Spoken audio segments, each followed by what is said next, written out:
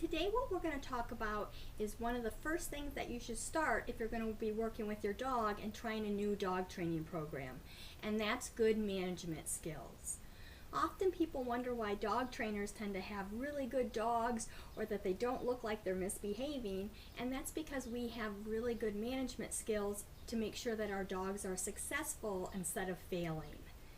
A lot of times people don't have management in place and their dog training lessons are very stressful instead of successful. By having good management in place, you're going to have lots of opportunities to reward your dog for good behaviors instead of trying to chase them around the house for the behaviors you're trying to stop.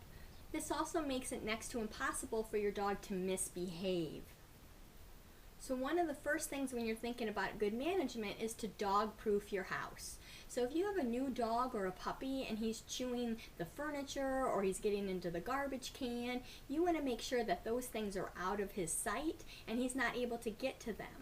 So some of the management tools that we can use are pretty simple, and those might include things like baby gates, a leash and harness, having hollow-filled toys, exercise, interacting with your dog, doing lots of fun walks, having daily training lessons, keeping doors shut. Those are just some of the things that you can do to prevent your dog from getting into trouble, and again, giving you plenty of opportunity to reward your dog for appropriate behaviors. If you have a room that you want to keep your dog out of, putting a baby gate in front of that door will prevent your dog from getting in there. We can use management tools to prevent behaviors from happening while you're working on a dog training program to teach your dog what you would rather him do. But that first thing that you need to do is prevent him from doing the things you're trying to stop, while it gives you that opportunity to have a good window to teach him the more appropriate behaviors. Dogs don't learn behaviors overnight, so you need to prevent them from happening while you teach him a more appropriate behavior.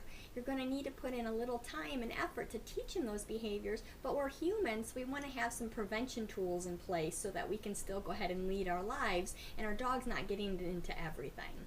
Exercise is a wonderful management tool, but a lot of times people think if they exercise their dog, then their dog's not going to get into trouble and he's going to be a perfect companion. That's not the case. You still need to work with your dog on a regular basis, but exercise is going to help alleviate some of that extra pent-up energy.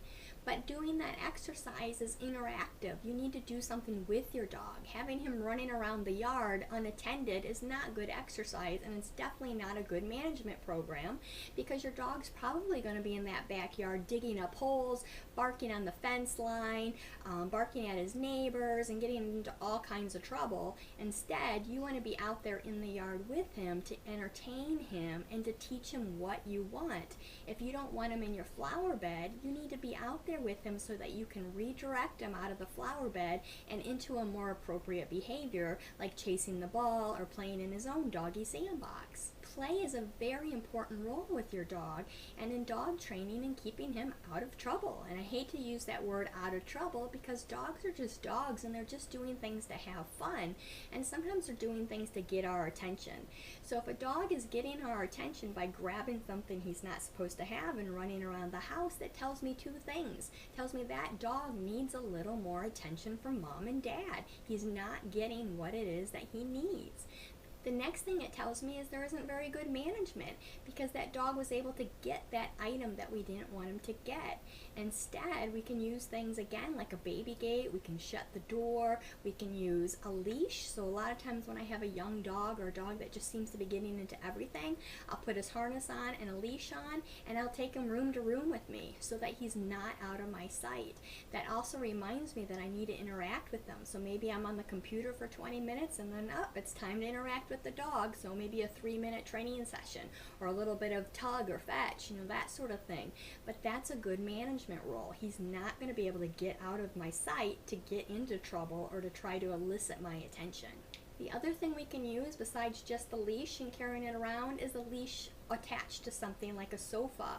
For an example, Dexter, when he was a young pup, and we do eat at TV trays in the living room, instead of having this young puppy jumping up on our TV tray, knocking over the food, then getting reinforced because that food falls on the floor and then he'll quickly gobble it up, instead we hooked up a leash to the end of the sofa, and then he got a hollow stuffed toy full of his dinner while we ate. So while we were eating, he was eating his dinner out of a stuffed toy. He was also tethered to the sofa so that he couldn't get up when he was done and go push over our food. So to this day, he's now 7.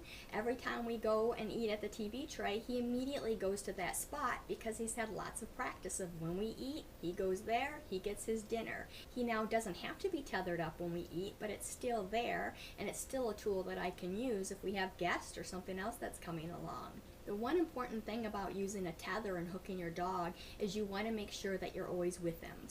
So you're not going to tether your dog to a piece of furniture and you're going to leave the room or leave the house. You want to make sure that you can keep eyes on him at all time. It just prevents him from getting into something. So if you're cooking dinner and you want to kind of have him out and about, you can hook him up as long as you can see him. But that'll prevent him from getting in the kitchen while you're trying to, fix that dinner for him. So one of the first things that I ask my clients is if they could prevent the behavior from happening, what would they do? How would they do that? Because I'm sure that you can figure that out. If you don't want your dog dashing out the front door, what are some ways to prevent that from happening? Maybe the doorbell rings and you put him in his crate, or the doorbell rings and you put him in another room and shut the door.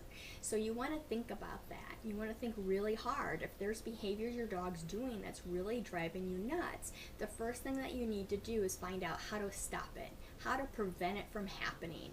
Then the second thing you want to do is how do you train a new behavior instead? So again, management first and then training second.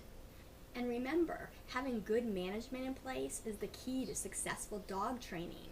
You want to make sure you're preventing the behavior from happening so that you have an opportunity to teach your dog what you want them to do.